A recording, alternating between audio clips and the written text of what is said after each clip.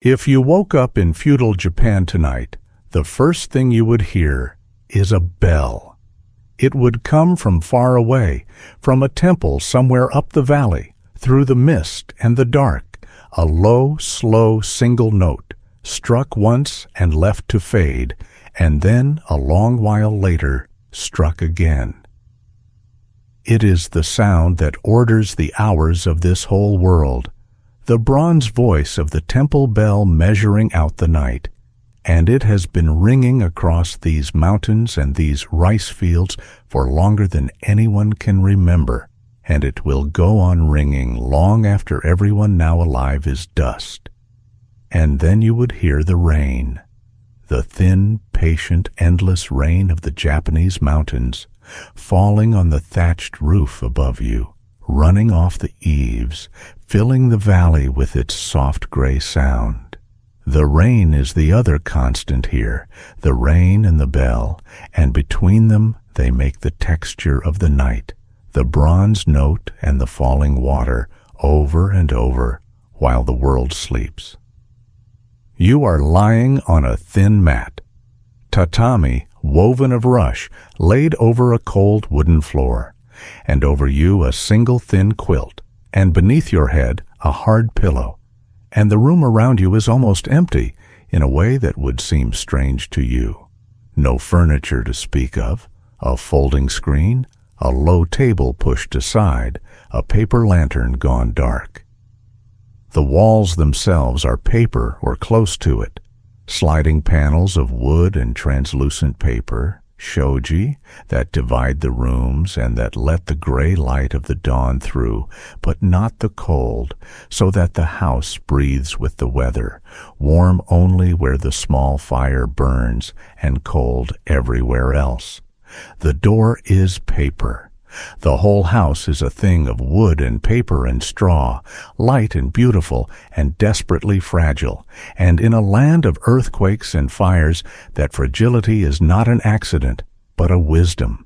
A house of paper can be rebuilt in days, where a house of stone, when the earth shakes, becomes a tomb.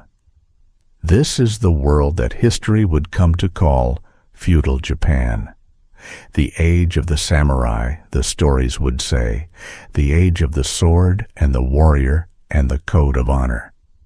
And that is true in its way.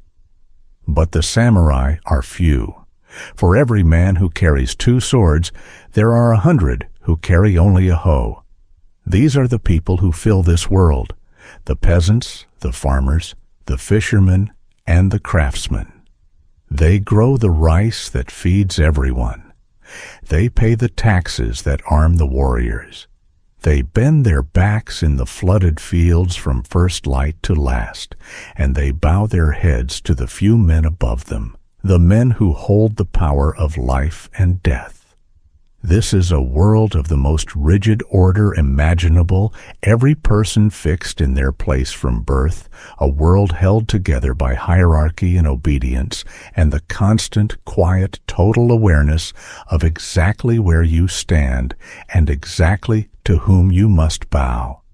Tonight, you are one of them, not a samurai, not a lord, a person waking in a paper house in a mountain valley, in a village of rice farmers, at the beginning of an ordinary day, in a world that has rules for everything and forgives nothing.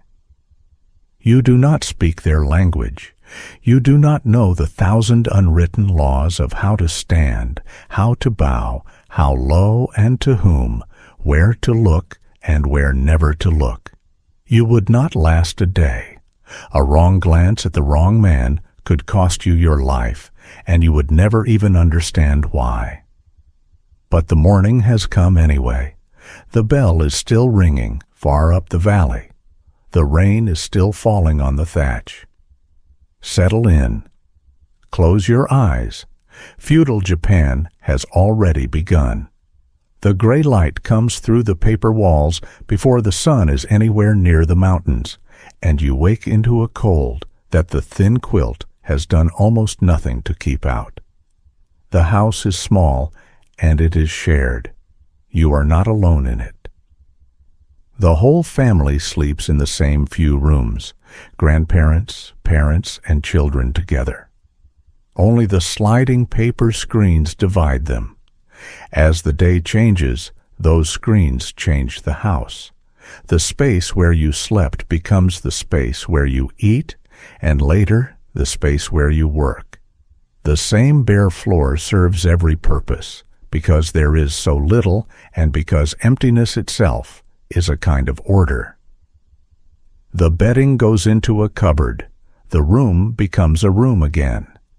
This is the rhythm of the house, the constant folding away and unfolding, nothing left out, nothing wasted, every object having its place and returning to it.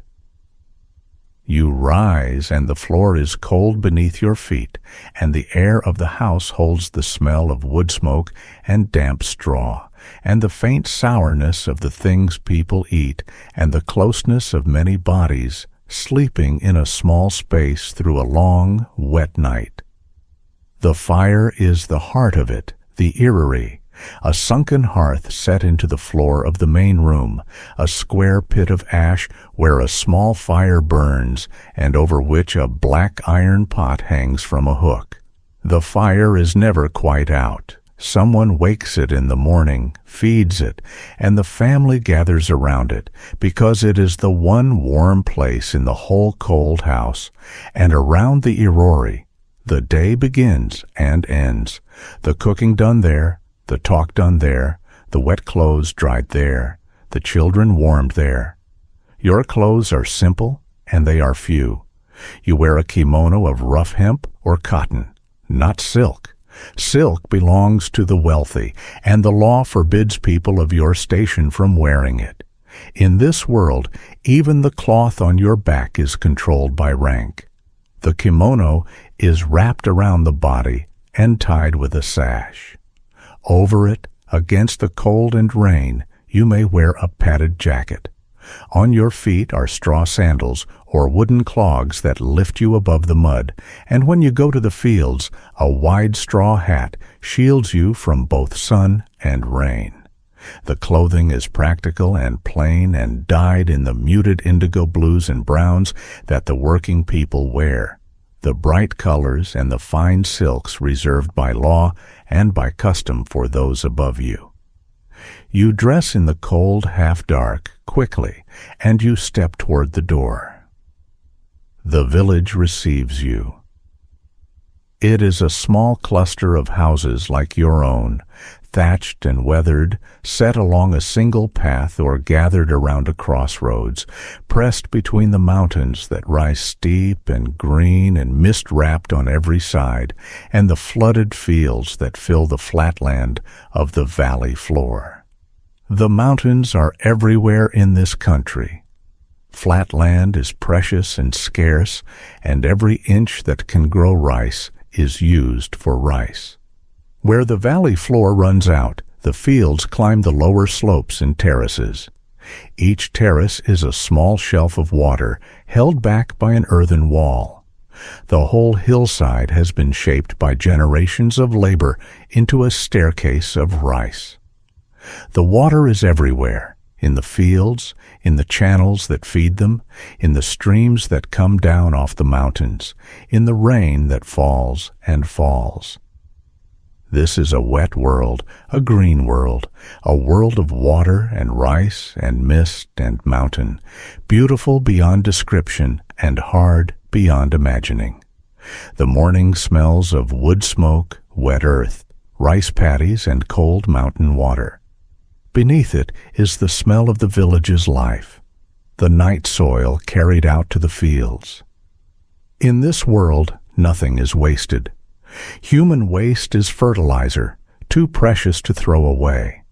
It is collected and spread on the fields to feed the rice that will feed the people. To the people here, this closed circle is simply good sense. The village is awake around you, smoke rising from the roofs, the first sounds of the day, a door sliding, a child's voice, the splash of someone at the water, the lowing of an ox, and over all of it, still, faint now in the growing light, the temple bell. You look up the valley toward where the bell is. There, on a rise above the village, half hidden in the trees and the mist, is the temple. Its curved roofs dark against the green, its presence felt more than seen, the still center around which the village turns. And further off, in the direction of the larger world, on a hill that commands the valley, you can just make out the other power of this world, the castle. White-walled, many-roofed, rising in tiers above its stone foundations, the seat of the Lord, whose land this is, whose rice this is, whose peasants you are. The temple and the castle, the Buddha and the sword, the prayer and the power, the two poles between which your whole life is lived. The cold is in your hands, your breath shows in the air. The day has begun, and the day, like every day, belongs to the rice and to the men above you. And there is, as there always is, a very great deal of work to do. Everything in this world is measured in rice, and the rice is not yours. This is the first thing to understand about feudal Japan, the thing beneath everything else, that rice is not only food here, but the very substance of wealth and power and order, the measure of all value, the currency of the realm. A lord's wealth is counted not in coins, but in koku. A koku is the amount of rice said to feed one person for 1 year. A domain is judged by how many koku of rice it produces. A samurai's rank and payment are measured in rice. The taxes of the peasant are paid in rice. And the whole machine of this society runs on the rice that you and millions like you grow by hand in the flooded fields, season after season, for 1,000 years. And of the rice you grow, a great part is not yours to keep. The tax is heavy. In some places and sometimes, half of everything you grow, or more, taken by the Lord, carried away to his storehouses, the foundation of his power and the food of his samurai. You keep what is left, and what is left is often not enough. And here is one of the bitter ironies of this world, that the people who grow the rice, who spend their whole lives growing it, frequently cannot afford to eat it. The white rice, the polished rice, the good rice, that goes to the Lord and the samurai and the wealthy. You who grew it, eat the lesser grains, the millet and the barley, mixed with what rice you are allowed to keep, stretched with whatever the mountains and the fields and the rivers provide, the wild plants and the roots, the radishes and the greens, the soybeans in their 100 forms. For the soybean is the other foundation, the quiet companion of the rice. From the soybean comes miso, the fermented paste that flavors the soup, served with nearly every meal. From the soybean comes tofu, the soft white curd that gives protein to people who can rarely afford meat. From the soybean also comes shoyu, soy sauce, natto, and many other foods. The bean is fermented, pressed, and boiled into forms that make a poor diet bearable. The meal is rice or grain, and miso soup, and pickled vegetables, the tsukemono, vegetables preserved in salt or rice, bran through the lean months. And that is most meals, most days, a quiet and frugal and surprisingly healthy monotony. The same bowl of grain and the same bowl of soup and the same few pickles, morning and evening, season upon season. Meat is rare, and for reasons that go beyond mere poverty. The Buddhist faith that shapes this world teaches against the taking of life, against the eating of flesh. And though the rule is not absolute and is broken often enough, especially among the poor who cannot afford to be particular, the deep cultural grain runs against meat.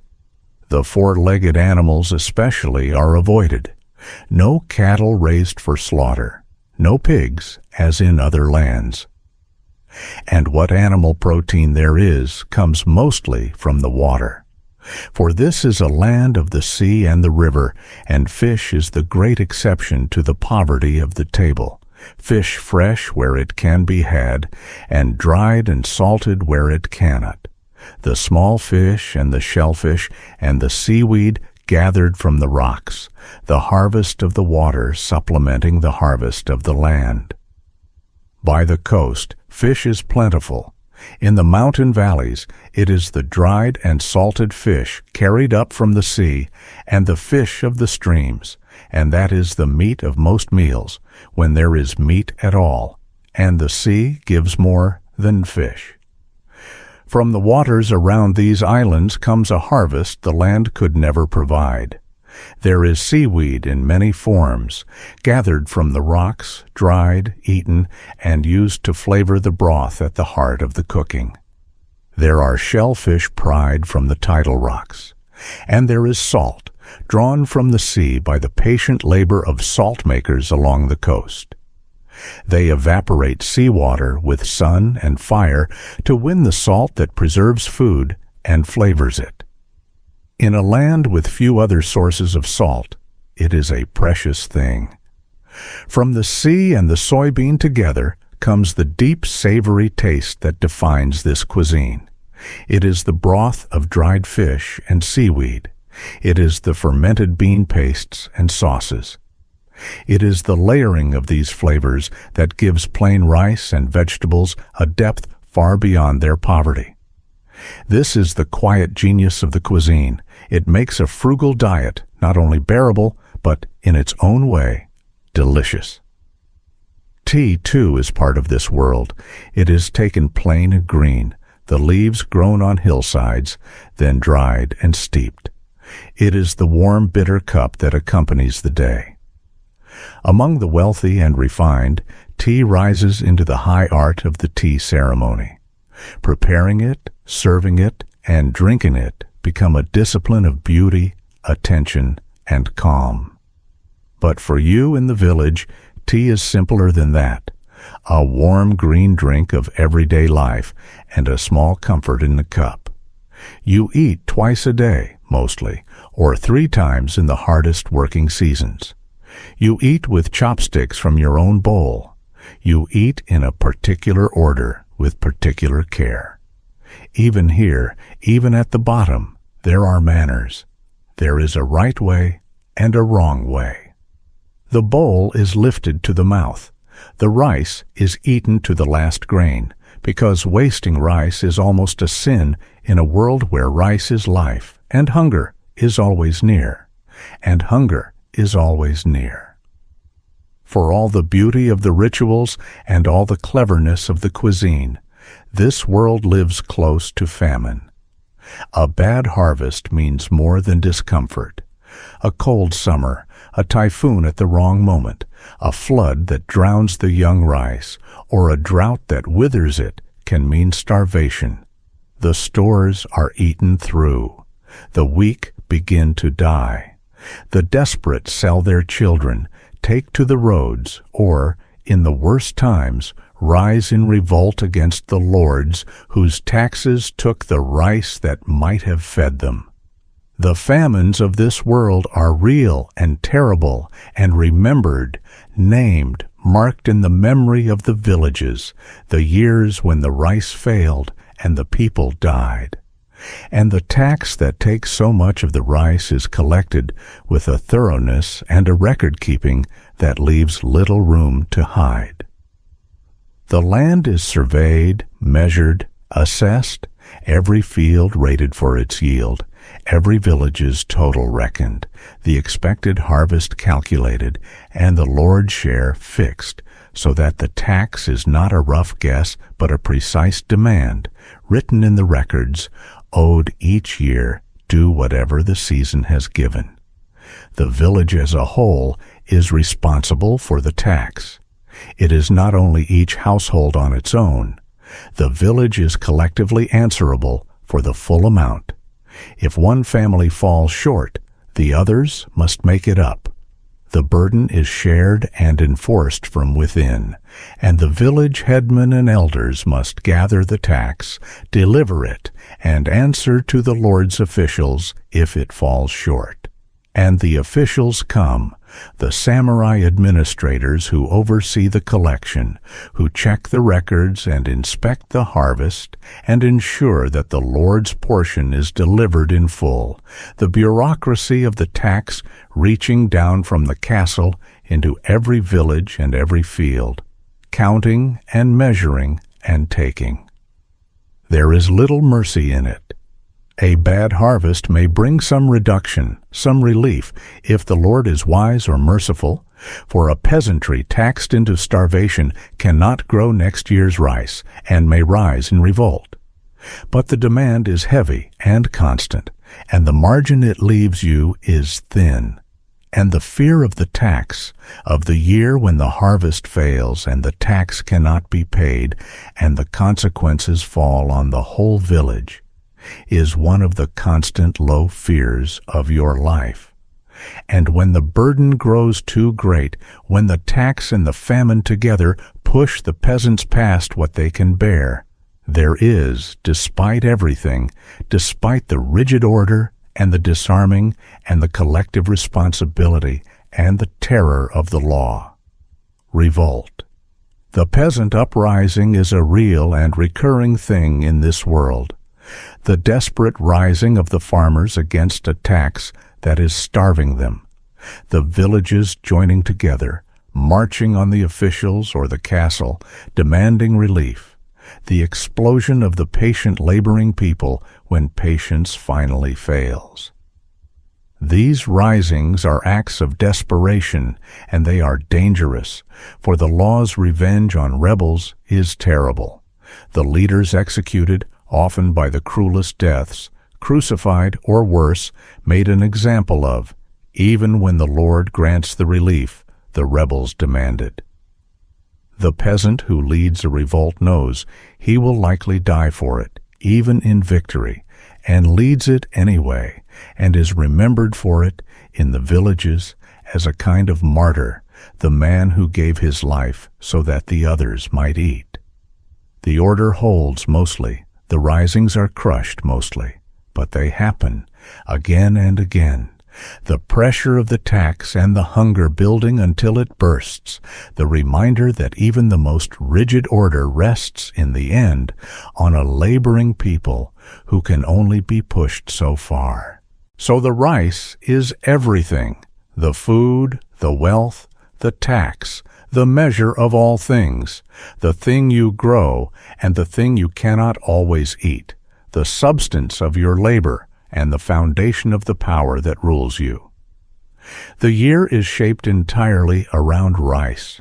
The whole life of the village bends to its cycle, the flooding of the fields in spring, the planting of seedlings by hand in ankle-deep water, and the long, hot, wet summer of weeding and tending. Then comes the autumn harvest, when every hand in the village works from dawn to dark to bring the crop in before the weather turns. After that come threshing, hulling, storing, the carrying away of the Lord's share, and the long, lean winter of making the remainder last. The rice rules the year, and the Lord rules the rice, and you grow it, and that is the shape of your life. You know your place, and everyone around you knows theirs, and the whole world is built so that no one ever forgets. This is a society of the most rigid and total order, divided into classes that are fixed by birth and by law, and your class determines everything: what you may wear, what you may eat, where you may live, whom you may marry, how you must speak, how low you must bow, and to whom. There is a name for this order, a way the scholars of this world describe it: the 4 divisions of the people. At the top, the samurai, the warriors, the ones who carry the swords and serve the lords and live by the code of honor. Below them, the peasants, the farmers, You who grow the rice, and who are placed in the theory of this world surprisingly high, second only to the warriors, because it is the rice you grow that feeds everyone, because the production of food is the foundation of all. Below the peasants, the artisans, the craftsmen who make things, the smiths and the carpenters and the potters and the weavers. And at the very bottom of the four, lower than the men who make things, lower than the men who grow the food, lower than everyone, the merchants. It is a strange ordering to a modern eye, this placing of the merchant at the bottom, below the farmer who barely feeds himself, and it tells you something deep about the values of this world. For the merchant produces nothing. He only buys and sells, only moves the things that others have made and grown, and grows rich by it without the dignity of labor or the dignity of growing food. And so the theory of this world despises him and places him beneath everyone. The great irony, the irony that will eventually weaken this whole order, is that the merchant will grow richer than almost anyone. He is despised and placed at the bottom. But as peace settles over the country, cities grow and trade expands. The merchants accumulate wealth, while the proud samurai at the top, paid in fixed rice stipends, slide slowly into debt. They borrow from the very merchants they are taught to look down upon. But that is the slow undoing, the contradiction that will take centuries to work itself out. In the moment, in the village, in the order as it is taught and lived, the merchant is at the bottom, and the samurai is at the top, and you, the peasant, are in your place between, and the order is presented as eternal and natural and ordained. And below even the four divisions, beneath the merchant, beneath everyone, are those who are outside the system entirely. The outcasts, the people who do the work that the faith and the culture deem unclean. The ones who handle the dead, who work with leather and the carcasses of animals, who deal in blood and death and the things that the Buddhist horror of killing and the Shinto horror of pollution mark as defiling. They live apart in their own settlements, forbidden to mix, marked and despised, doing the necessary work that no one else will touch, and their condition is hereditary, passed from parent to child, a stain that no effort can wash away. They are there at the very bottom, beneath the bottom, and their existence is the dark foundation on which the purity of everyone above them rests. To move between these classes is, in theory, impossible. You are born a peasant, and you die a peasant. The son of a samurai is a samurai. The order does not change. And the maintenance of this order is not left to chance. It is enforced by law and by custom, and by the constant pressure of a society in which everyone is watching everyone, in which the village is collectively responsible for its members, in which stepping out of your place is not only frowned upon, but dangerous. The laws regulate everything down to the smallest detail. What you may wear, the fine silks and the bright colors forbidden to the lower orders, who must keep to the plain cloth and the muted dyes of their station. What you may build, the size and the style of your house regulated by your class. The peasant forbidden the grand gate or the fine timber that marks the dwelling of his betters. How you may travel, whom you may marry, what name you may use, all of it fixed, all of it watched, and at the joints of this rigid order is the bow. The bow is the language of hierarchy in this world, the constant physical acknowledgement of exactly where everyone stands, and it is precise, and it is total. The depth of the bow, the length of it, the position of the hands, the angle of the back, all of it calibrated exactly to the relative standing of the two people, and to bow wrongly, to bow too shallowly to a superior, or to fail to yield the proper respect, is an insult that can have grave consequences. You learn the bow before you learn almost anything. You learn it in your body.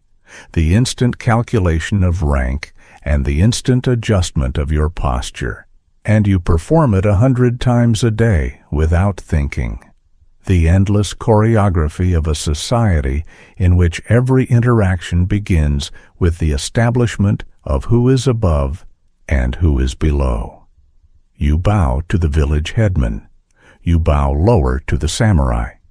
You press your face to the ground when the Lord passes. And in the bowing, in the constant physical enactment of the order is made real, woven into the body of every person, so deep that to imagine any other way of being is nearly impossible. And the language itself enforces the order, for the speech of this world is not one speech, but many, shifting with the standing of the speaker and the spoken to. Levels of politeness are woven into the grammar itself. The words you use for a superior are very different from the words you use for an equal or an inferior. The whole language becomes an instrument for marking rank. You cannot even open your mouth without revealing through your speech exactly where you stand in relation to the person before you. The peasant speaks humbly upward and plainly downward.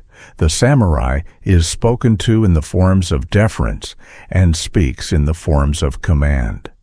Every exchange carries in its very words the map of the hierarchy, the elevation of the other, and the lowering of the self that the order demands.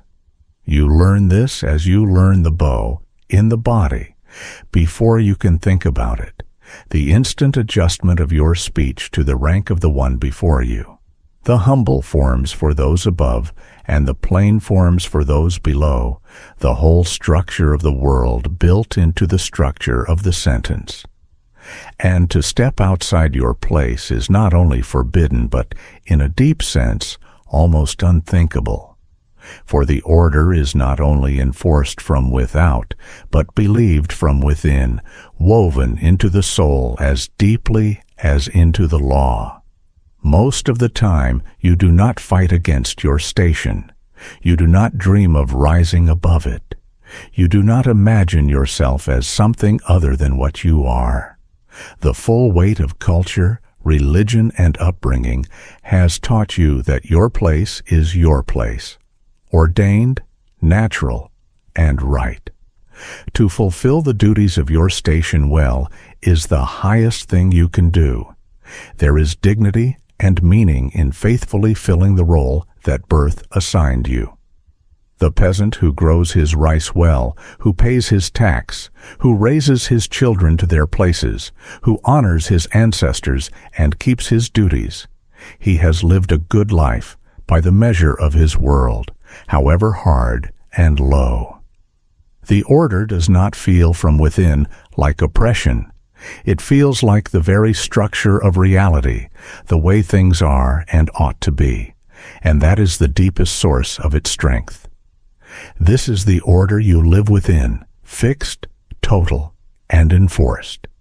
It is beautiful in its way and crushing in its weight. Everyone has a place, and no one may leave it. The system is held together not by chains, but by something stronger than chains. The deep, trained certainty in every person that this is simply how the world is and how it must be.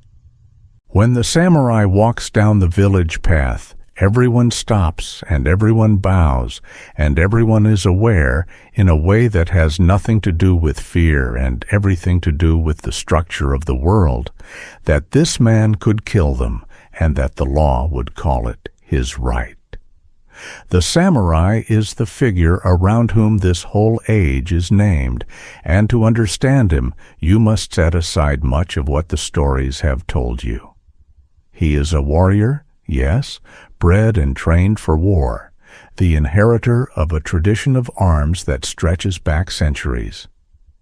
But in the long peace that settles over this land, the samurai becomes something stranger. The centuries of civil war have ended. The country is unified, and the fighting has mostly stopped. He is now a warrior in a world with no war, a soldier with no battles, a man bred for killing in an age that has, for the most part, stopped killing. And so the samurai becomes an administrator, a bureaucrat, an official. The men who run the domains, who collect the taxes, who keep the records, who govern in the Lord's name. Warriors who may go their whole lives without drawing a sword in anger, but who carry the sword still, and the honor still, and the right still. The two swords are the mark of him, and the mark is exclusive. Only the samurai may carry the two swords, the long sword and the short, thrust through the sash, and to wear them is to declare your rank to the whole world, and for anyone below the samurai class to carry them is a crime.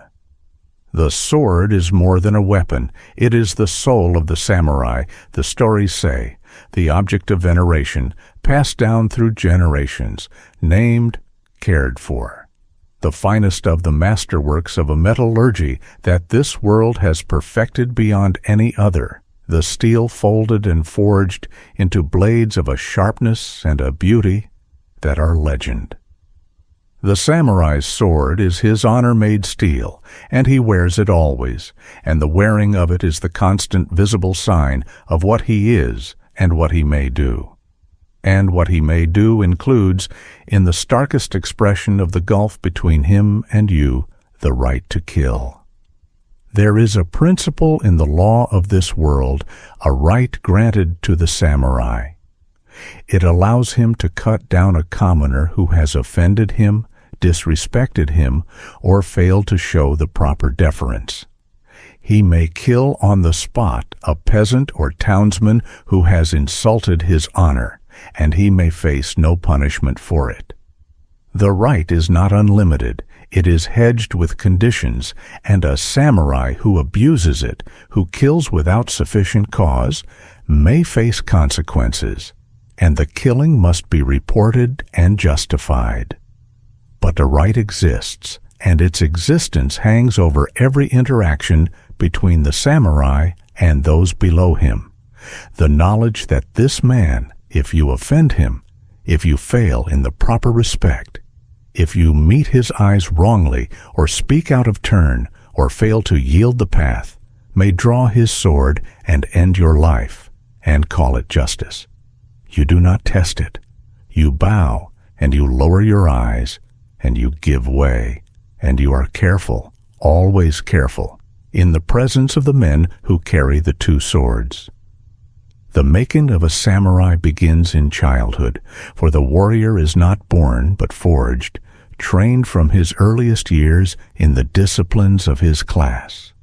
The samurai boy learns the arts of war, the sword above all, the long hours of practice with the wooden blade, the forms and the strikes drilled into the body until they become instinct. The bow, the ancient weapon of the mounted warrior, the discipline of the archer, the spear, the unarmed arts, the riding. But he learns more than fighting. He learns letters because the samurai of the peace must be literate. He must be an administrator and a scholar as much as a warrior. He learns reading, writing, and the Chinese classics that shape the educated mind of this world. He learns etiquette and ceremony, the precise codes of conduct that govern every act of the warrior, how to sit, how to stand, how to speak, and how to die. Above all, he learns the values: loyalty, honor, self-control, and readiness for death. These are not taught to him as ideas alone. They are drilled into the shape of his character. The grown samurai is a made thing, a person shaped from childhood into the form his class demands.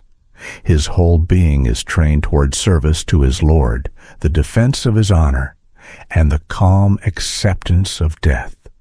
And the discipline of self-control is at the center of it, perhaps the deepest of the samurai virtues, the mastery of the self, the suppression of fear and pain and emotion, the calm, composed surface that must never crack whatever storms beneath it. The samurai is taught to feel deeply and to show nothing, to face the worst with a still face, to master his fear so completely that he can walk to his own death without a tremor, to hold his emotions under such control that they never govern his actions. It is a hard discipline, and in some ways, a terrible one. A person is trained to suppress the self almost completely. This produces the famous composure of the warrior, the calm face, the still surface, the quiet control in the presence of death.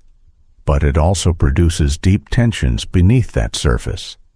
Suppressed feeling finds its way into art, poetry, and the refined pursuits to which so many samurai turn. Great emotional depths remain, always held beneath disciplined calm. The code by which the samurai is meant to live is built on high ideals. Loyalty comes first, loyalty to the Lord, even unto death. Then comes honor, more precious than life, to be defended at any cost. A true samurai would rather die than lose it. The code also demands courage, discipline, self-control, and readiness for death. Death is not distant to him. It is the constant companion and measure of the warrior's life. The samurai is taught to hold his life lightly. He must be ready at any moment to give it up for his Lord or for his honor. He must face death without flinching. The ultimate expression of this is seppuku, the ritual suicide at the dark center of the warrior's code. A samurai who has failed, been disgraced, or been ordered to die, takes his own life by his own hand. He cuts open his own belly in a prescribed and agonizing ritual. He chooses death over dishonor and proves in the most absolute way his mastery over fear and flesh. But the reality of the samurai in the long peace is more complicated and more human than the code suggests.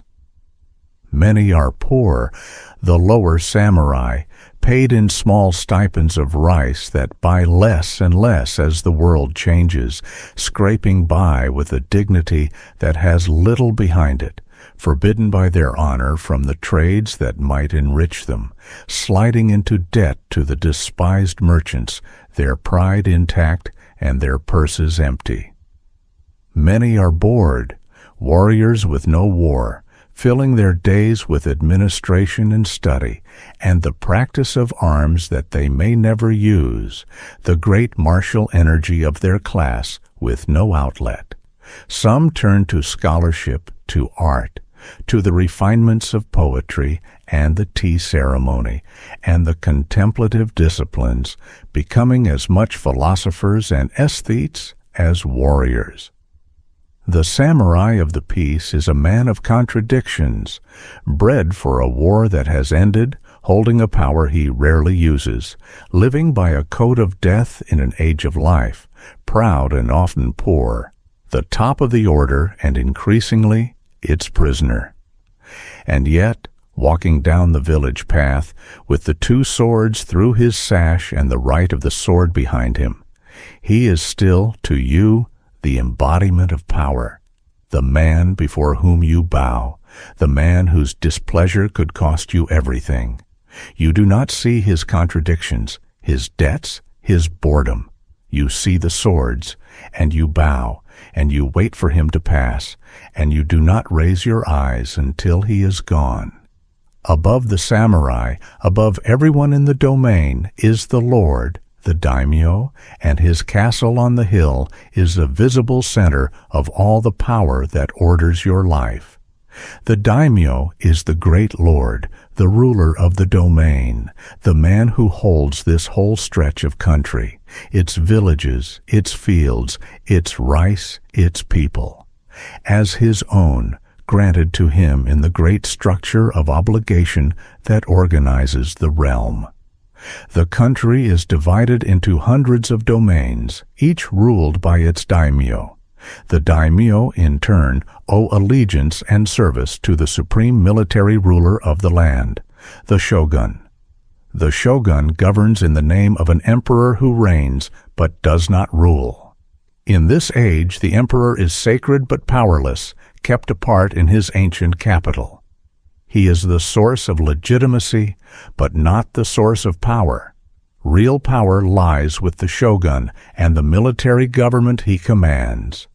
The shogun at the top, the daimyo beneath him, ruling their domains, the samurai beneath the daimyo, serving and administering, and beneath them all, you, the peasants, holding up the whole structure with the rice you grow. It is a pyramid of power and obligation, vast and intricate, and the daimyo's castle is the place where, for you, that power becomes visible and local and real. The castle is unlike anything else in your world. It rises on its hill above the valley. Its great stone foundations slope up from the ground in walls of fitted stone that no army has ever breached. Above the stone, the white-plastered keep climbs in tiers, roof upon curved roof, many stories high. Golden ornaments catch the sun at the top. It is a thing of beauty and menace, designed to dominate the landscape and the imagination. From anywhere in the domain, it reminds you where power lies. In the age of war, the castle was a fortress, built to withstand siege, its walls and its moats and its maze of gates designed to break any attack. In the age of peace, it remains a fortress. But it is also a palace, a seat of government, and the administrative heart of the domain. The daimyo holds court there. His samurai do the work of ruling there. The tax rice is stored in its great granaries, the records are kept, justice is given, and the whole machine of the domain is directed from within its walls. Around the castle, a town has grown. This is the castle town, where the samurai of the domain live, gathered around their lord. Merchants and craftsmen gather there as well, serving the warriors and the government around them. The castle on its hill is ringed by streets, houses, and markets. The town exists because the castle exists. It lives on the wealth that flows into the castle as the rice tax of 10,000 fields is converted into the silver that pays merchants, craftsmen, and the whole life of the town. The castle town is the local center of the world, the place where the domain's power and wealth gather. If you ever leave your village, which you may do only rarely, you would most likely go there. Travel is controlled, and the peasant is bound to the land. But the castle town has markets, temples, and a swirl of life far greater than anything in the village. The daimyo himself you will likely never see, except perhaps at a great distance. On rare occasions he passes through the domain in a procession designed to display his power. There are ranks of samurai, banners, bearers, and the Lord himself carried in a palanquin. As he passes, all must kneel. Common people bow low, faces to the ground, eyes down, until the great man has gone by. To look upon the Lord, to fail in the proper abasement, is a grave offense. You kneel in the dust at the roadside, your face to the earth, and you hear the procession pass, the feet, the hooves, the voices, and you do not look up, and the Lord passes, remote and absolute, a power you serve and feed and obey, and will never know. And the Daimyo, for all his power, is himself bound and watched. For the shogun, who sits above all the daimyo, governs them with a careful and constant suspicion, having seen in the centuries of war how the great lords could rise against their masters, and he binds them with obligations designed to keep them weak and loyal. The greatest of these controls is the system that requires the daimyo to spend part of their time at the shogun's capital, attending upon him. When they return to their domains, they must leave their families in the capital as hostages. So the Lord is forever traveling between his domain and the center of power. His wife and heir remain there as a guarantee of his good behavior. His wealth is drained by the enormous cost of the journeys and by the need to maintain 2 grand households. It is a brilliant and ruthless device. It binds the great lords to the center and keeps them too poor, too watched, and too entangled to rebel. It also shapes the life of the ruling class. Endless processions of daimyo and their retinues move along the great roads between the domains and the capital. Because of this constant traffic, those roads become the arteries of the country, lined with inns and post stations for travelers. So the power that rules you is itself a structure of power ruling power, the shogun binding the daimyo ruling the samurai administering the domain, the whole vast pyramid resting at the bottom on you. The castle on the hill is the part of it you can see, the white keep rising above the valley, beautiful and absolute, the seat of the Lord whose rice you grow, and whose peace you live in, and whose face you will never see. You glance up at it sometimes from the fields, the white walls catching the light, and then you bend back to the rice because the rice will not grow itself, and the tax will be due whether you look at the castle or not. The gods are everywhere in this world, in every stream and every stone and every great old tree, and above them and beside them stand the Buddhas, and you live your whole life within the embrace of both. For the spiritual world of feudal Japan is not one faith, but 2, woven together so closely that most people do not think to separate them. There is the old way, the way of the kami. Shinto, the indigenous religion of the islands, ancient beyond memory, the worship of the spirits that dwell in all things. The kami are the gods, but not gods in the way other lands imagine them. They are sacred presences within the natural world, the spirit of the mountain, the spirit of the river, the spirit of the great tree, and the spirit of the rice itself. They are powers everywhere, in everything. They must be honored and kept in harmony. When respected, they bring blessing. When offended, they bring misfortune. The waterfall is a kami.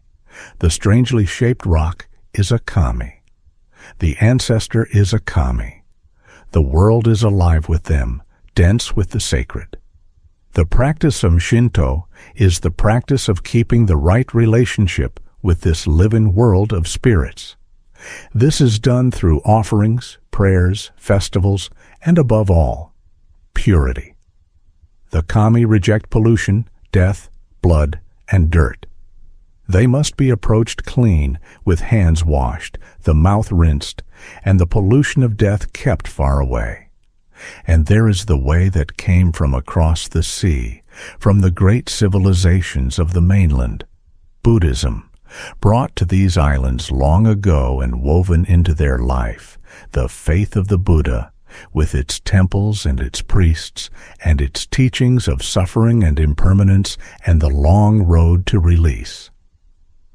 Buddhism brought the idea of the afterlife, the cycle of rebirth, karma, and consequence. It taught that the soul passes through life after life, shaped by its deeds. It brought great temples, contemplative disciplines, and the care of the dead. And it settled beside the older way of the kami without destroying it.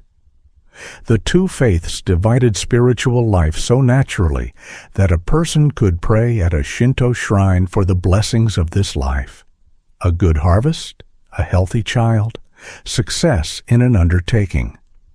That same person could then turn to the Buddhist temple for death and the afterlife, funerals, memorials, and the care of the ancestors.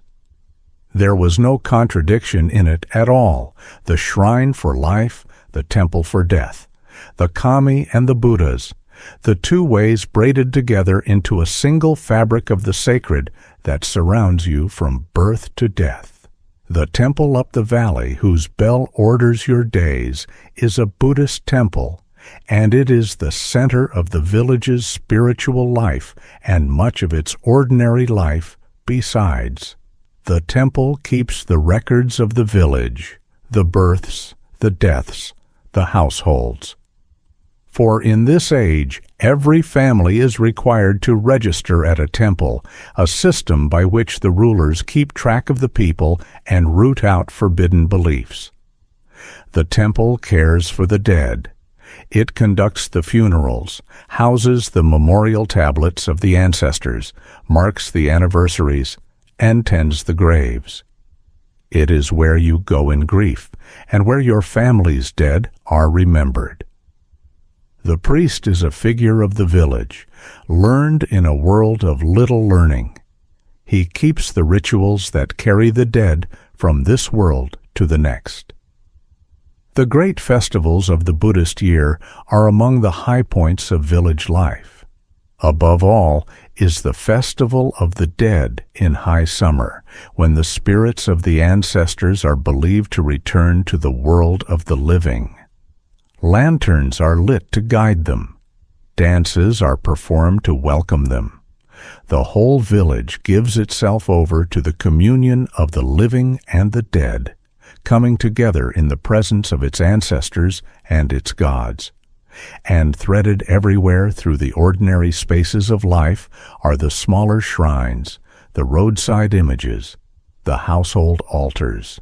In your own home there is likely a small shelf, high on the wall, where the kami are honored, the kamidana, the god shelf with its offerings of rice and water and salt, renewed each day, the household's daily acknowledgment of the spirits that watch over it.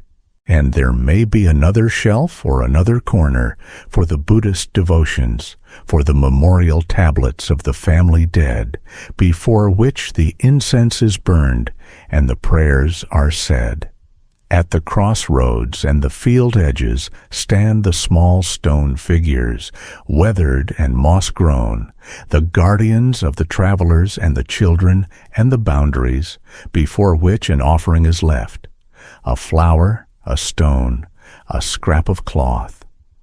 The sacred is not confined to the temple and the shrine.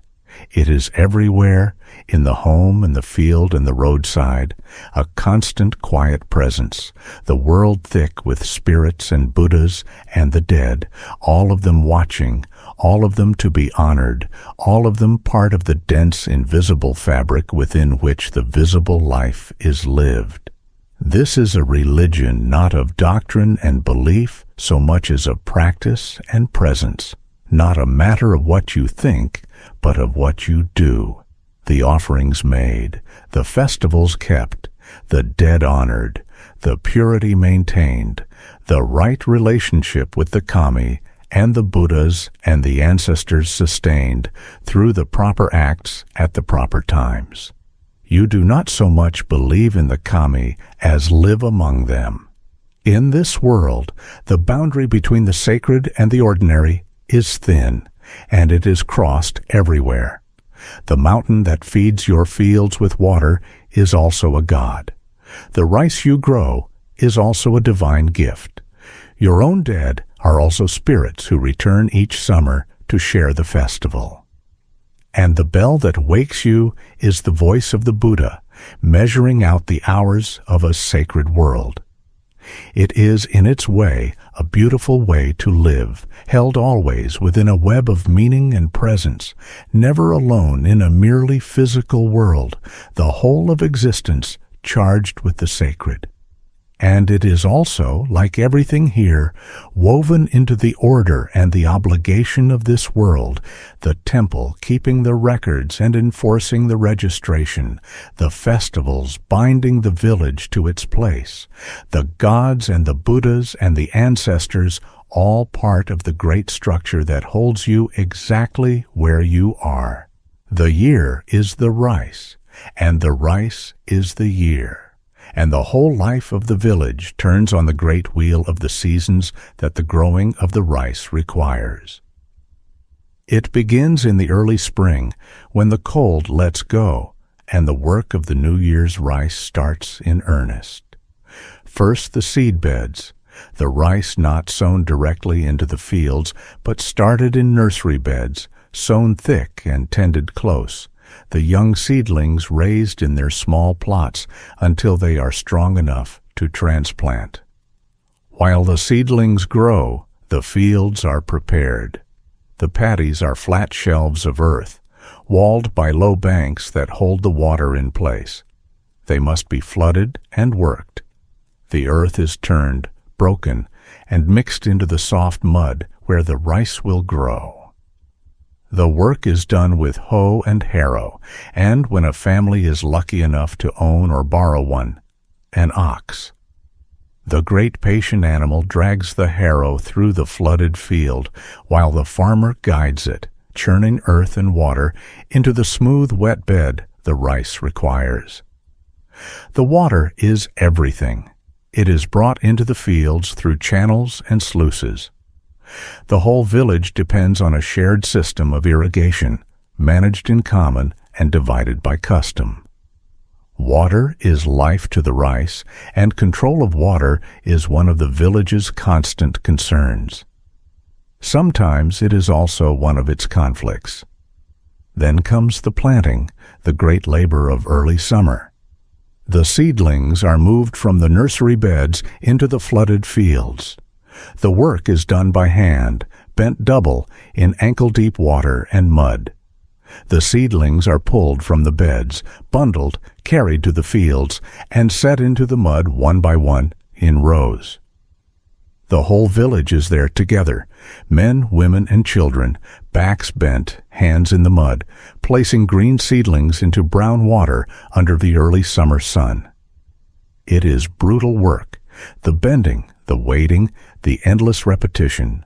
The back aches, the hands go raw, leeches move in the warm water, and the sun burns the neck.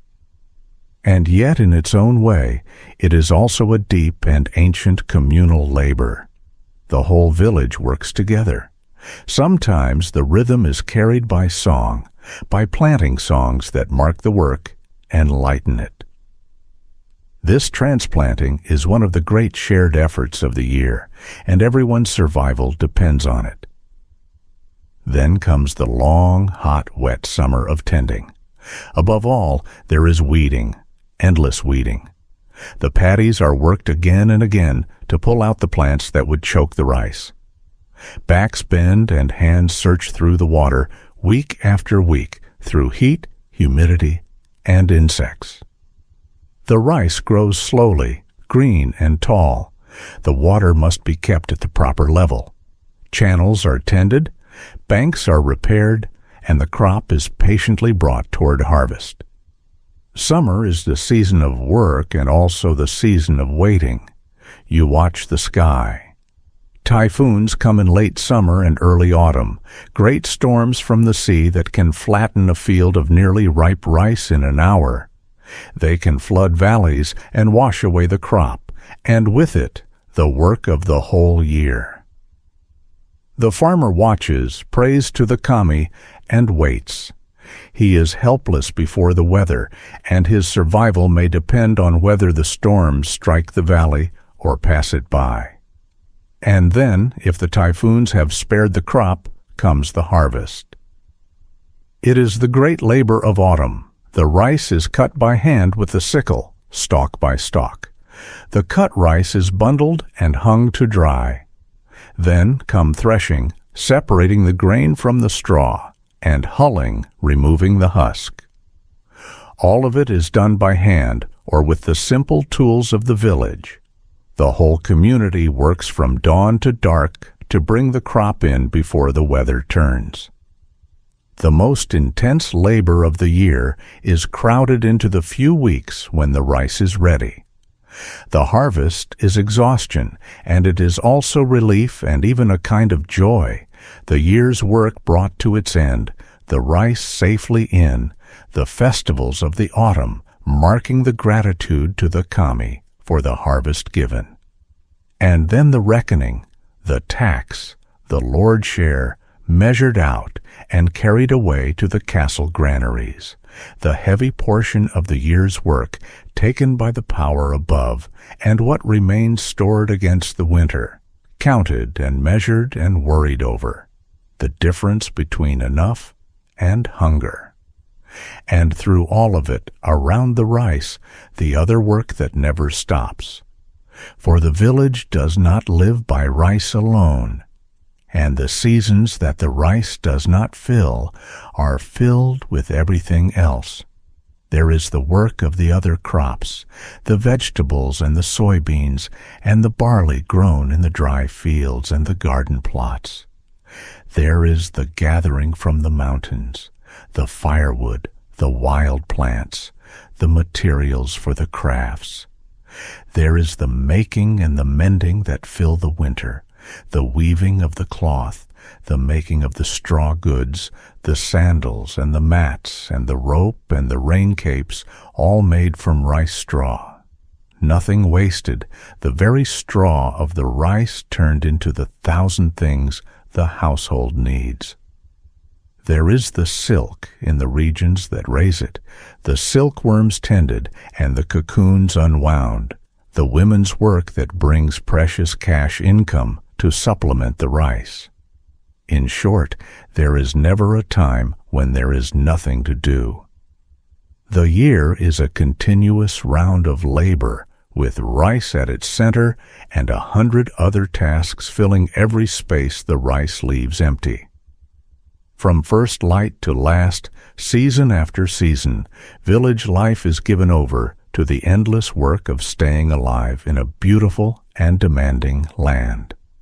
The household is the true unit of this world, more than the individual, and within it the woman's work is endless, and her place is both confined and in its own domain, real.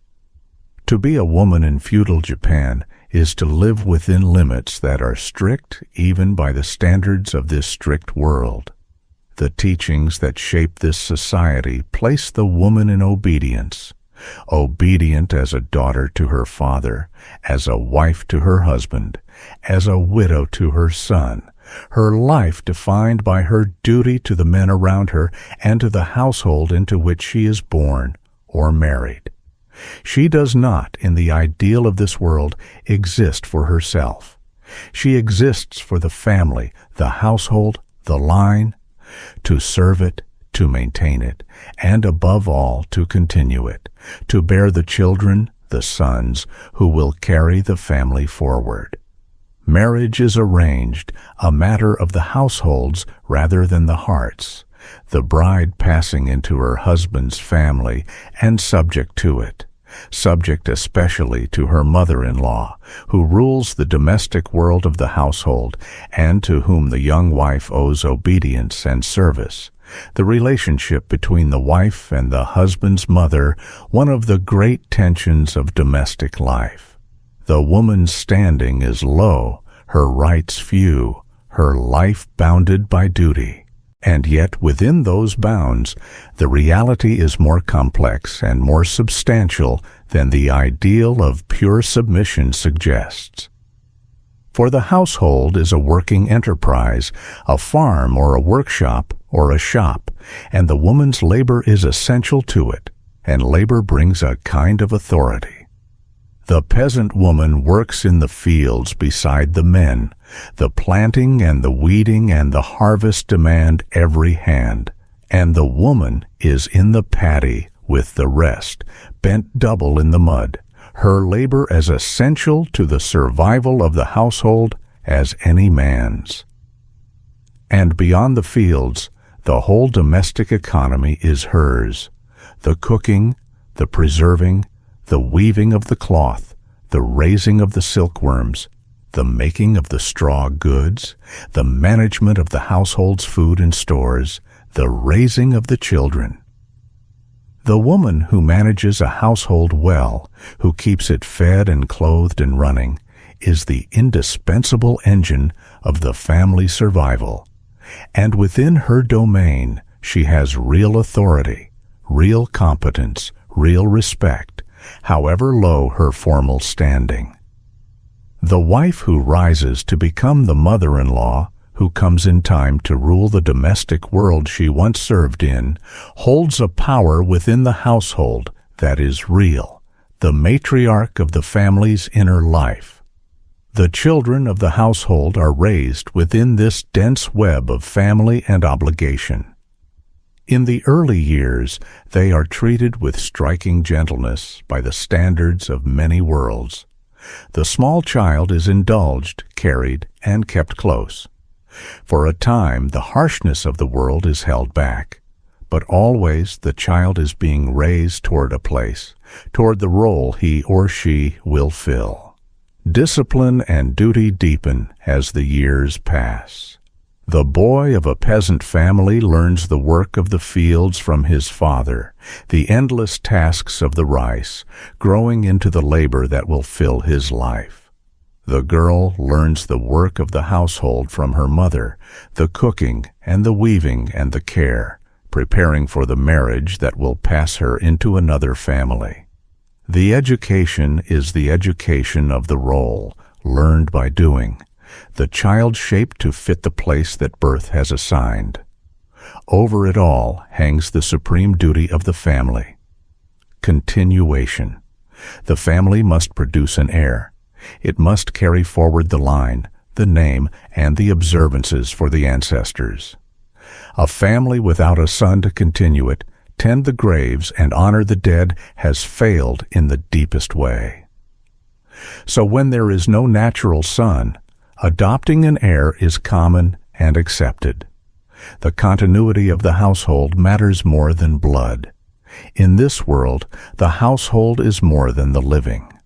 It is the line itself, a chain of generations stretching back into the past and forward into the future. The ancestors, the living, and the descendants are bound together as one continuing entity. The duty of the living is to that entire chain. They must honor the ancestors, produce descendants, and serve as a faithful link between the dead who came before and the unborn who will come after. The memorial tablets of the ancestors in their place of honor in the home, the graves tended, the anniversaries kept, the festivals of the dead observed. These are not mere sentiment, but the active maintenance of the household across the generations, the living serving the dead and preparing for their own place among them. And the woman is woven into the heart of this continuing thing. She bears the children who continue the line. She tends the home where the ancestors are honored. She raises the heir who will carry it all forward. For all the lowness of her formal place, she is essential not only to the living household, but to the entire chain of generations the household embodies. So the woman's life is hard and bounded and low, and it is also full of labor that matters and authority within its sphere, and a place in the deep structure of the family that is, in its own way, central. She works in the field and rules the kitchen, obeys her husband and commands her household, serves her mother-in-law, and becomes in time the mother-in-law who is served, bears the children, who are the whole point of it all, and raises them toward the places that await them. It is not freedom. It is very far from freedom. But it is not mere submission either. It is a life of labor and competence and duty within a structure that confines her absolutely and depends on her completely. The contradiction at the heart of the woman's place in a world that values her little and needs her entirely. There is one comfort in this hard life that this world has raised almost to an art, and it is the bath, and the warm water at the end of the day is one of the few pure pleasures the poorest person here can know. For this is a culture that loves to be clean in a way that sets it apart from much of the world of its time. The cleanliness is rooted in the faith, in the Shinto horror of pollution, the deep conviction that the sacred must be approached pure, that the body and the spirit alike must be washed of the pollutions they gather, so that washing is not only hygiene, but something close to a religious act, the rinsing away of pollution as much as of dirt. Out of this deep cultural habit grows a love of bathing that is one of the distinctive marvels of this world. The hot bath, the long soak in water as hot as the body can bear, is not only for cleaning. It is for pleasure, comfort, and restoration. Warmth soaks into the tired body, and the day's exhaustion eases away in the steam. The way of the bath is precise, and it would surprise you. You do not wash in the bath. You wash before it. The cleaning, the scrubbing, the soaping, the rinsing is done outside the tub, the body washed clean first with water poured from a bucket, and only then, clean already, do you climb into the deep tub of hot water to soak so that the bath water stays clean and can be shared. And shared it is, the same hot water used by the whole family in turn, and in the towns by whole neighborhoods at the public bathhouse, the precious heated water not wasted on a single body, but passed from one to the next, the order of the bathing following, as everything follows, the order of the household and the world. The deep wooden tub, the water heated by a fire beneath or beside it, the long hot soak in the steam. This is the luxury that even the poor can have. The public bathhouse of the town, a place of warmth and gossip and community. The private tub of the country house, a comfort at the end of the brutal day in the fields. In many places, the hot water of the bath is a gift of the earth itself. These are volcanic islands. The same fire that makes the earth shake and the mountains smoke also heats the water that rises from the ground. Hot springs are scattered across the land, natural baths, steaming pools where the earth warms the water for free. Around them grow whole traditions of bathing, healing, and pleasure. To soak in the hot spring, in the steam, with the snow falling, and the mountains rising, and the heat of the earth itself, rising through the water into the tired body. This is one of the deep pleasures of this world, available even to the humble, a comfort drawn directly from the volcanic heart of the islands. The cleanliness extends beyond the bath into the whole way of living. The shoes are removed at the threshold always, the outside dirt left at the door, the clean matted floors of the house kept pure of the mud of the world, the sharp division between the defiled outside and the clean inside, maintained in the simplest daily acts. The body is kept clean, the clothes washed, the house swept and ordered, the whole life conducted with an attention to cleanliness and order that strikes visitors from other lands with wonder. It is not that this world is free of dirt or disease. It is crowded and poor and subject to all the filth that crowding and poverty bring. The night soil in the fields, and the close-packed towns, and the diseases that travel through them. But the ideal of cleanliness runs deep.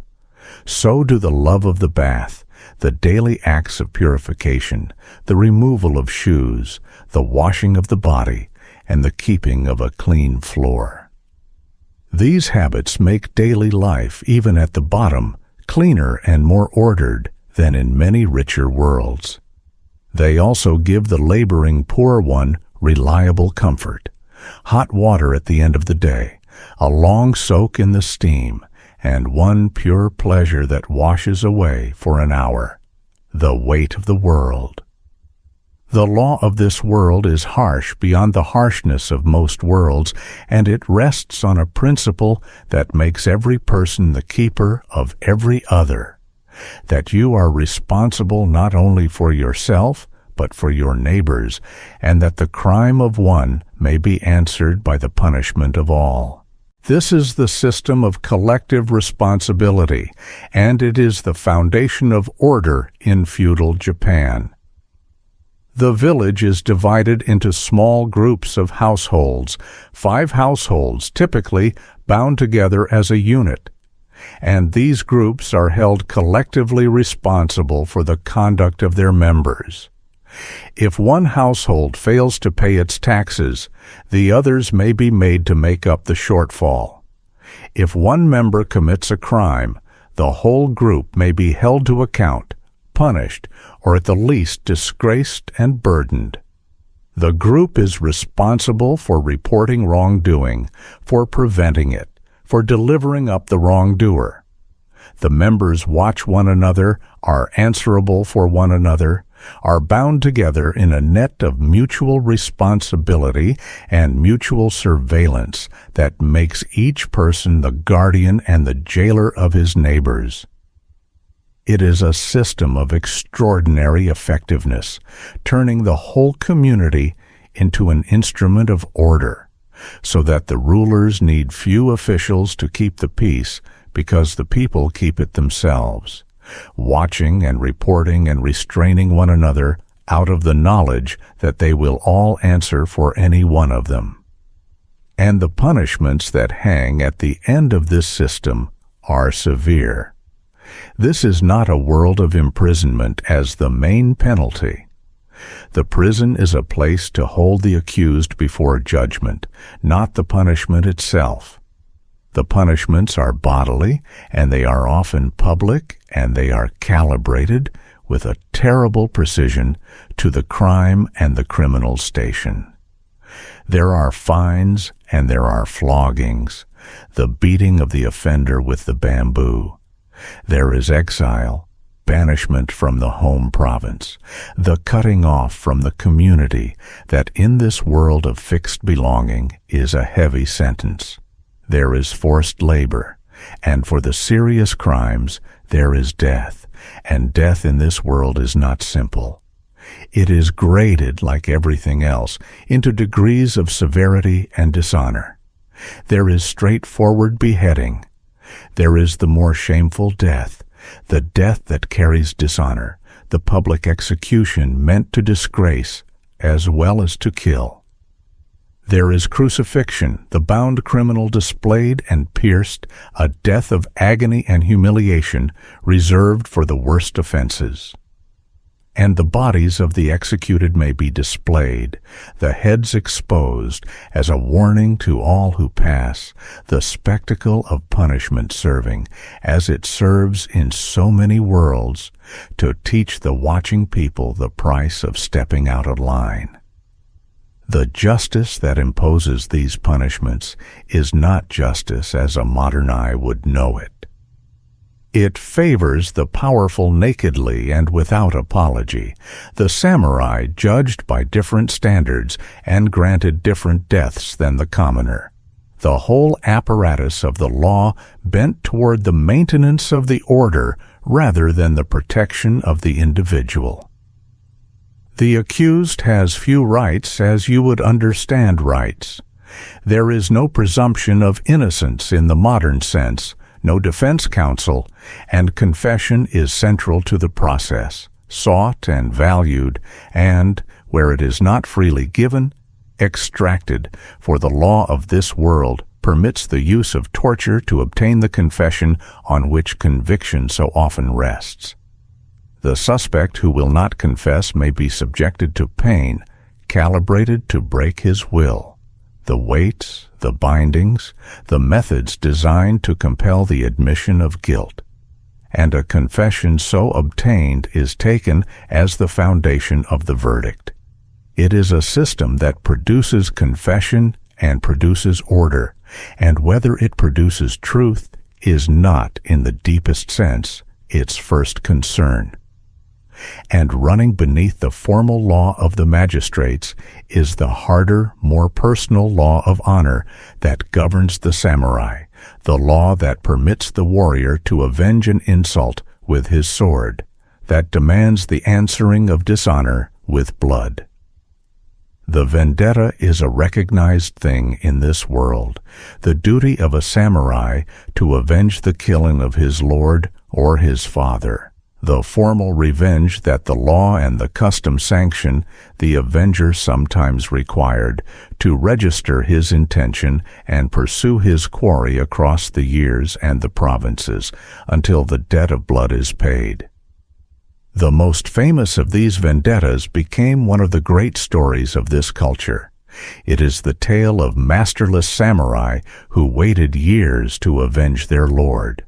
At last, they struck down his enemy. Then, having fulfilled their duty, they gave their own lives as the law required.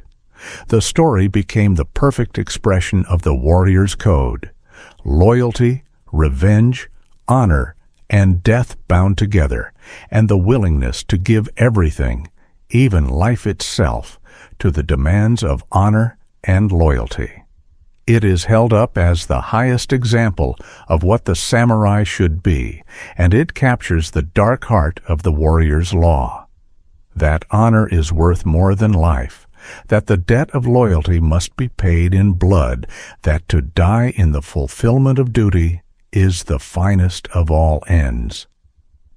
So the order is held by this double system, the collective responsibility that makes every person watch his neighbor, and the harsh graded punishment that hangs at the end of it, and beneath both the personal law of honor and revenge that governs the warriors.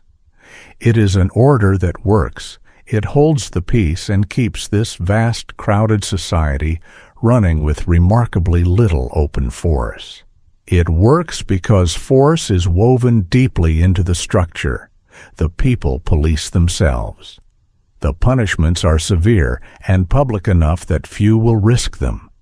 Everyone, from the samurai to the peasant, knows the price of stepping out of place. So they bow their heads and stay within the lines. You stay within the lines. You watch and are watched.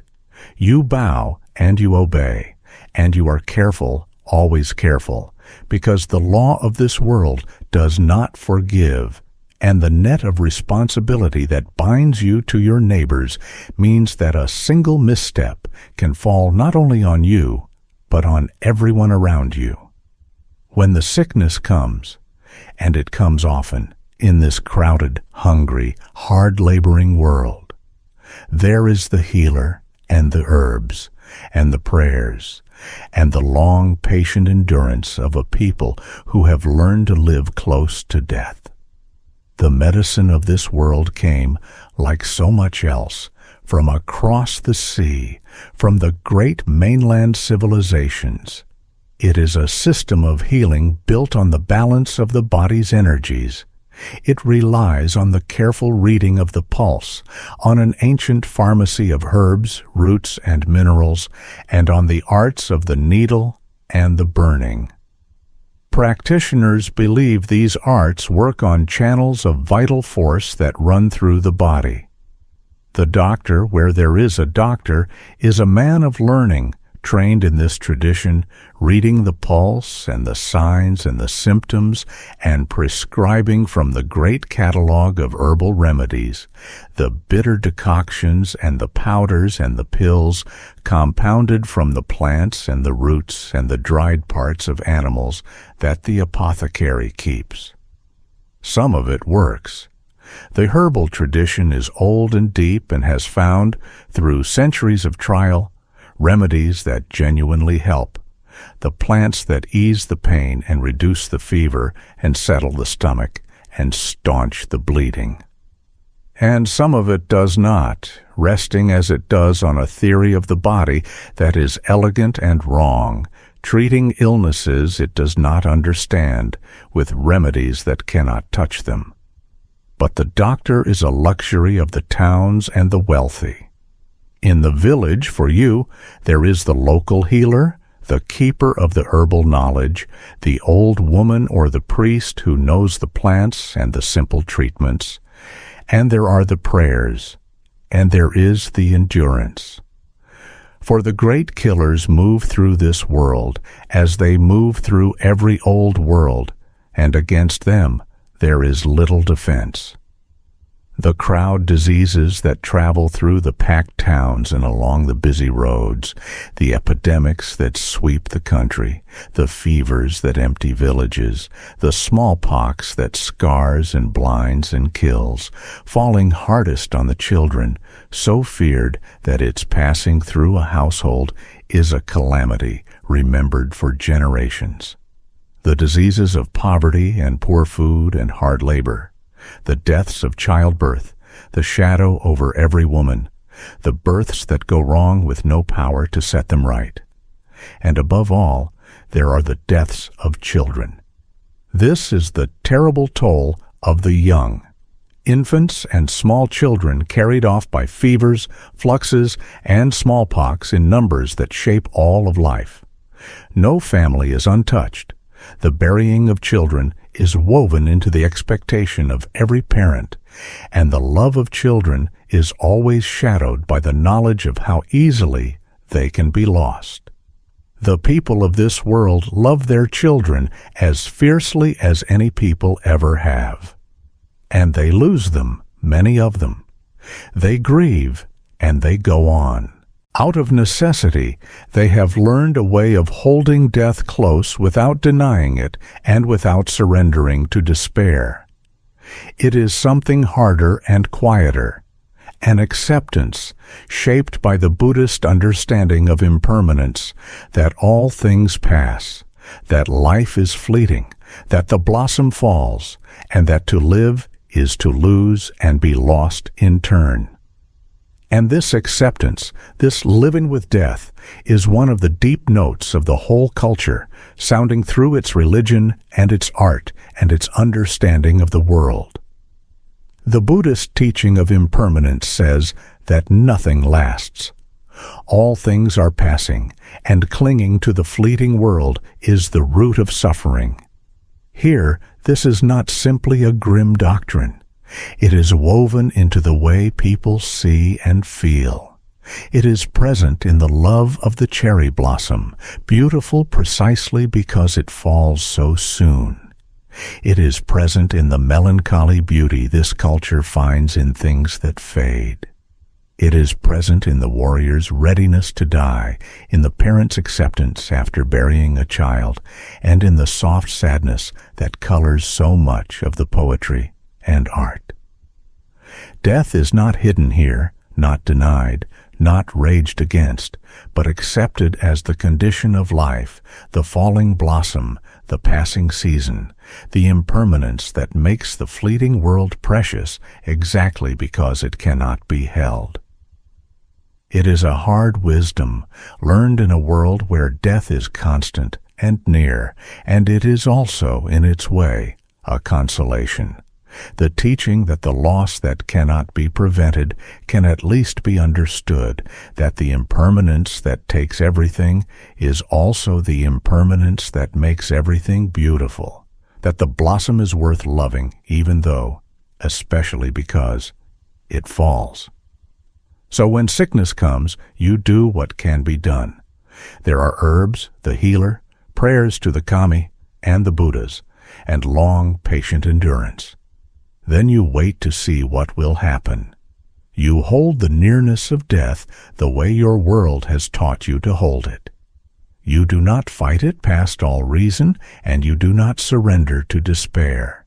You accept it as the falling of the blossom, the passing of the season, and the deepest truth of this beautiful and fleeting world. Beyond the village, beyond the rice fields, there is the town, and the town is where a different Japan is being born, louder, richer, freer, and full of pleasures the village never dreams of. You may go there rarely, for the peasant is bound to his land, and his travel is controlled, requiring permits, watched at the barriers that the rulers place along the roads to control the movement of people and weapons. The castle town is close enough that you may see it sometimes, on an errand, a pilgrimage, or a rare permitted journey. The great cities, however, you may never see.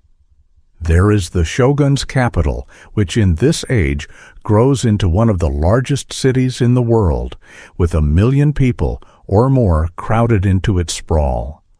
There is the old imperial capital, with its temples and refinement. There is the great merchant city, alive with traders and money. Even if you never see them, these cities shape the world. They are vast urban centers created by the long peace, drawing the rice of the countryside into the swelling life of the towns. The town is a marvel and a shock to the eye of the village. The streets are crowded in a way the village never is. They are packed with people of every kind, samurai with their 2 swords, merchants in their shops, craftsmen at work, porters, laborers, servants, priests, pilgrims, and entertainers. It is the full swirl of urban life, something the village, with its few hundred familiar souls, cannot match. The shops line the streets, open to the front, their goods displayed, the cloth and the lacquerware and the pottery and the paper and the printed books and the 1,000 manufactured things that the craftsmen of the town produce and the merchants sell. The craftsmen are the makers of this world's beauty. They are potters, lacquer workers, weavers, dyers, paper makers, wood carvers, and smiths of the famous blades. Their skill is the product of long apprenticeship and carefully guarded tradition. Their work is prized across the country and beyond. The refined and varied material culture of this civilization flows from the workshops of the towns. And the merchants, despised in the theory of the 4 classes, placed at the very bottom of the order, the merchants in the towns, are growing rich. This is the great contradiction working itself out, the slow earthquake beneath the rigid order. Peace has made trade flourish, and the cities have grown. The wealth of the country flows more and more through the hands of merchants, who move goods, lend money, and finance trade.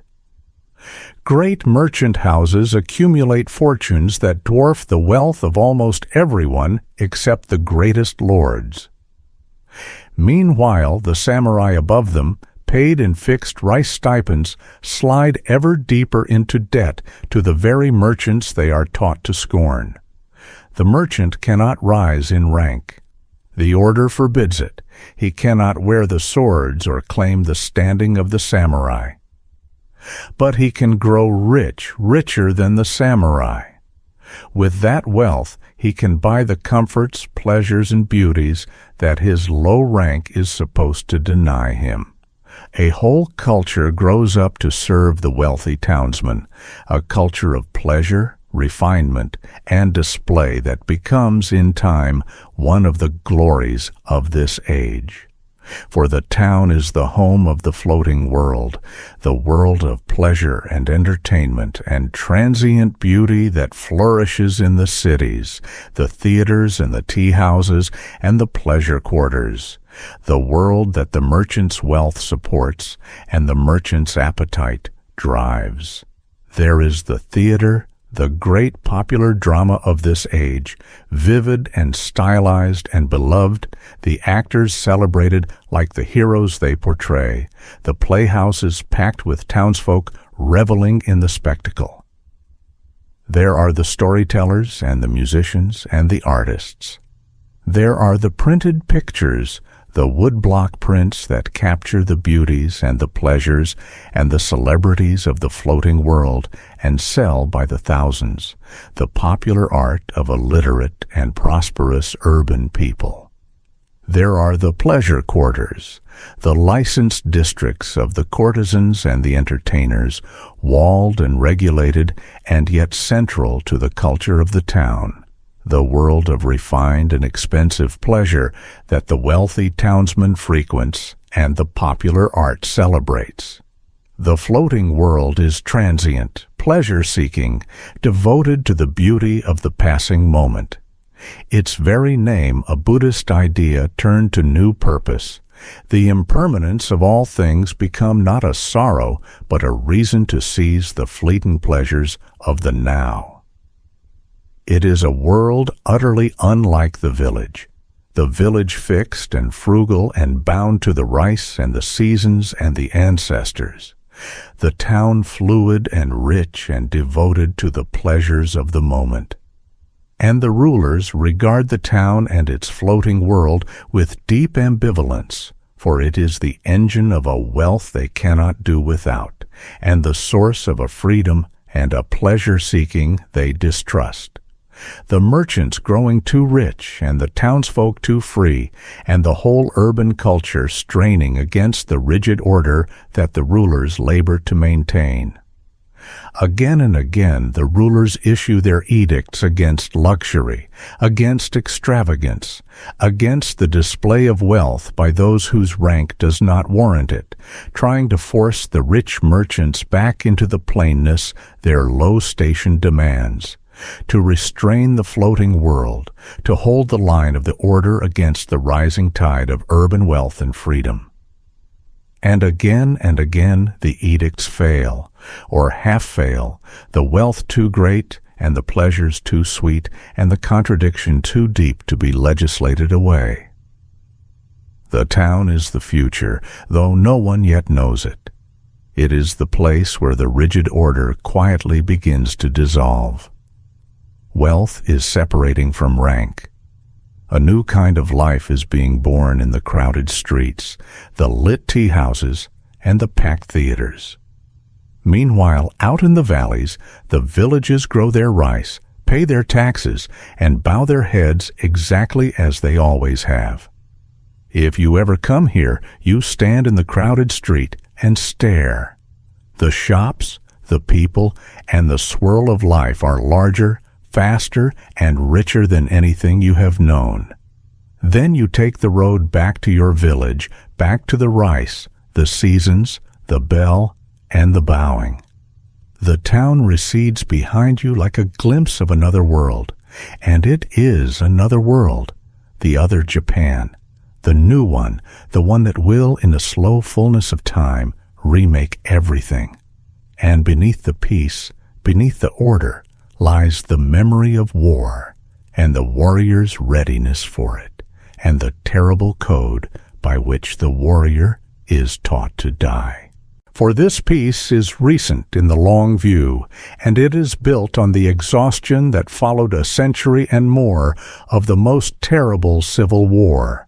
Before the peace there was the age of the country at war, the long, savage struggle of the warlords, the Daimyo fighting Daimyo across the whole land, the country torn apart for generations as the great lords contended for power, castle besieging castle, army meeting army, the whole realm a battlefield. It was an age of treachery and ambition and ceaseless violence, when the lord who was strong could rise and the lord who was weak was destroyed, when whole clans were exterminated and whole provinces laid waste, when the only law was the law of strength. And it ended, at last, after generations of war. in unification, in the rise of the great unifiers who one by one brought the warring lords to heal and forge the shattered country into a single realm under a single supreme power, and imposed the peace that has held ever since. The peace you live in is the peace of that exhaustion. It is an order imposed by the victors to make sure the age of war never returns. The whole rigid structure of control is built for that purpose. The binding of the Daimyo, the disarming of the peasants, and the freezing of the classes. Above all, it is designed to prevent the return of the chaos from which it was born. And the disarming of the peasants is a part of this that touches you directly, for it was not always so that the sword belonged to the samurai alone. In the age of war, the line between the peasant and the warrior was not so sharp. The peasants fought, the foot soldiers were drawn from the villages. A man might rise from the fields to the rank of warrior on the strength of his deeds, and weapons were widespread among the common people. But the peace put an end to this. The great sword hunt of the unifiers stripped the weapons from the peasants. The swords and the spears and the firearms gathered up and taken away. The common people disarmed, the right to bear arms reserved henceforth to the samurai alone, the sharp line drawn between the warrior who carries the two swords and the peasant who carries the hoe. It was a deliberate separation.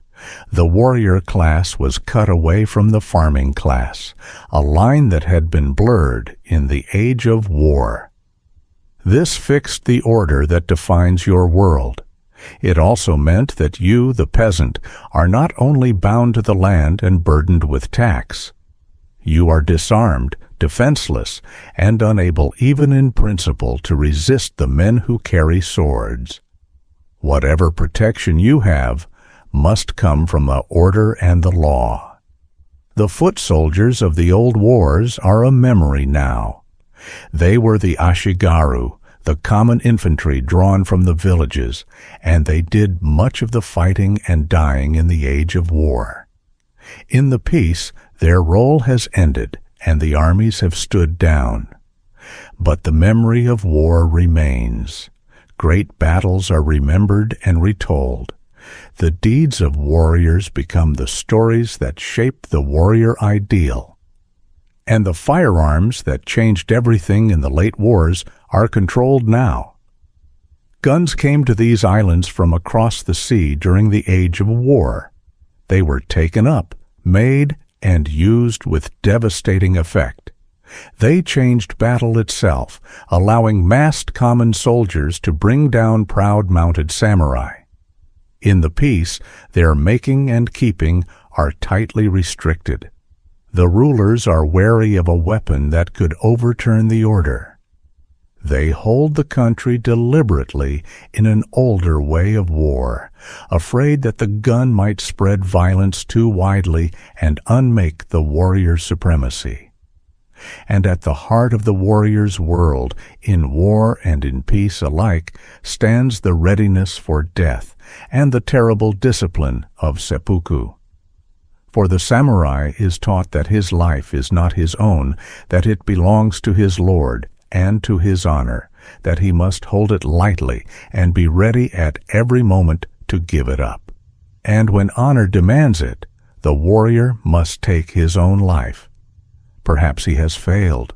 Perhaps he has been disgraced, defeated, or ordered to die as the price of loyalty or of his lord's command. He must do it by his own hand, in the prescribed ritual. There is formal preparation, calm composure, the writing of a death poem, and then the cutting. The blade is drawn across his own belly. It is the supreme demonstration of the warrior's mastery over fear, flesh, and life itself. It is agony, and it is honor, and it is the dark summit of the whole warrior code. The proof that the samurai means what he says when he says that honor is worth more than life, that he can face the most terrible death calmly by his own hand for the sake of his name and his loyalty and his code. The peace has made war rare, has turned the warriors into administrators, has stilled the great battles. But it has not stilled this. The readiness for death remains the inner core of the samurai, the discipline by which he is defined, and the act of seppuku stands at the center of the warrior's world as the ultimate expression of everything he is taught to be. Loyal beyond life, honorable beyond fear, master of his own death. This is the dark foundation beneath the peace you live in, the memory of the war from which the order was forged, the disarming that left you defenseless beneath the swords, the warrior's code of loyalty and honor and death that defines the men above you. You live in peace, and the peace is real, and it has held for generations and will hold for generations more. But it is the peace of a sword sheathed, not a sword melted down. The men who carry swords still carry the terrible inheritance of the age of war and the code of death. You bow to them, and you grow your rice, and on the whole you are grateful for the peace, hard as it is. You have heard the stories of the age of war. You know that whatever burdens this order brings, the chaos it replaced was worse. It is not all labor and tax and bowing, for this hard world has its joys too, and they are the brighter for the hardness around them, and they are woven, like everything, into the turning of the year. The festivals are the great release, the Matsuri, the days when the ordinary order loosens and the village gives itself over to celebration, when the kami are honored and the work stops and the whole community comes together in something larger than the daily round. There is the festival of the new year, the great turning, the houses cleaned and purified and decorated, the special foods prepared, the visits to the shrine, the fresh beginning. There is the festival of spring when the cherry blossoms open in brief and breathtaking glory. People go out to view them. They sit beneath the blossoming trees, eat, drink, and celebrate a flowering that is precious because it lasts so little. Blossom viewing is one of the deep pleasures of this culture, a gathering beneath the flowers to honor a beauty that is already, even as it opens, beginning to fall. There is the great festival of the dead in high summer when the ancestors return, the lanterns lit to guide them. The dances dance through the warm nights, the living and the dead together in the communion that is grief and joy at once. There are the festivals of the harvest, the gratitude to the kami for the rice given. The festival days punctuate the laboring year, the bright points in the long round of work, and the village throws itself into them with an intensity that the hardness of ordinary life makes entirely understandable. The food and the drink, the music and the dance, the shrine carried through the streets, the whole community alive with a joy that the daily order rarely permits. And there are the smaller joys, the everyday ones. There is the hot bath at the end of the day, the one reliable comfort. There is the cup of green tea, the warm, bitter pleasure of it. There is the company of the village, the gossip and the talk around the fire, the long winter evenings of the old stories and the songs. There is also the beauty of the land itself, which even the most exhausted eye cannot fail to see. Mist on the mountains, green rice in summer and gold rice in autumn, snow on the peaks, the moon over the valley, cherry blossoms in spring and maple leaves in fall. The changing seasons are hardship, but they are also a kind of music. This culture has learned to see, love, and honor the deep beauty of its land more fully perhaps than any other. There is the satisfaction of work well done, the harvest safely in, the child grown strong. There is love, the love within the family, fierce and real for all that the marriage was arranged, the love of parents for children, the more precious for how easily children are lost, the friendships of a lifetime spent among the same few people, known utterly. The peasant of feudal Japan is not a creature of unbroken misery. He labors beyond your imagining, and he bows, and he pays the tax, and he lives close to hunger and death. But he also feasts at the festivals. He soaks in the hot bath, views the blossoms in spring, and loves his children. In the cracks of all that hardness, he finds the same things that make any life worth living. They are sharpened by the impermanence his world has taught him to see. Fleeting beauty, precious because, like the blossom, like the season, like life itself, it cannot last. The light goes out of the valley slowly, and the bell rings again from the temple up the mountain, and the long day of work comes to its end. It ends as it began, with the fire. The family gathers again around the irori, the sunken hearth, in the one warm room of the cold house, as the dark comes down and the cold comes in, and the day's labor is finally done. The evening meal is taken there, the rice or the grain, the miso soup, the pickles, the same frugal food as the morning, eaten in the warmth of the fire, while outside the rain falls and the mist gathers in the valley, and the dark thickens under the mountains. There is talk, the quiet talk of the family at the end of the day, the small news of the village, the plans for the work to come, the old stories told and retold. There is the mending and the making that fills the hands in the evening, the weaving, the twisting of the straw, the small, endless tasks of the household. The children grow drowsy in the warmth. The grandparents nod by the fire. The day winds down into the night. There is little light to hold the dark back, the fire of the irori, and perhaps a paper lantern, the small flame of an oil lamp behind its translucent paper shade casting a soft and limited glow, and the candles that are too precious to burn freely. When the dark comes, there is little to do but sleep. The household readies itself for the night. Bedding is pulled from the cupboard and unrolled across the floor, thin mats and thin quilts. The family lies down together in the cold rooms behind the paper walls, close for warmth. The fire burns down to embers. The lantern is extinguished. Then the dark, the cold, and the silence take the house.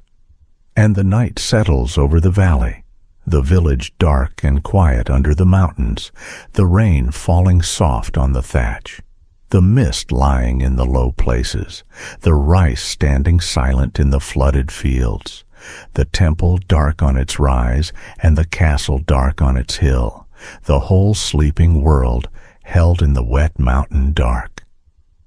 The bell has rung its last for the night. The dogs are quiet. The only sounds are the rain and the water, the rain on the roof, the water in the channels and the streams, the soft, endless voice of the wet world. The village sleeps. The lord sleeps in his castle. The samurai sleep in their houses. The peasants sleep on their thin mats. All of them are held in the same dark, under the same rain, in the same valley.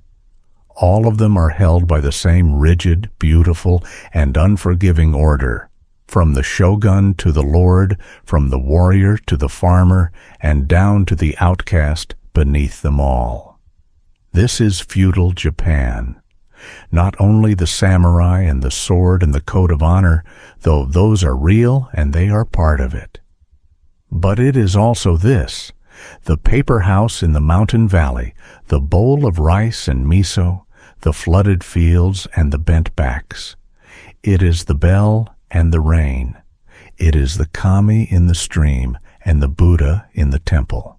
It is the rigid order and the constant bowing, the heavy tax and the nearness of famine, the woman at the fire, and the child in the field. It is the whole vast structure of obedience and hierarchy, resting at the bottom on the patient, endless labor of the people who grow the rice.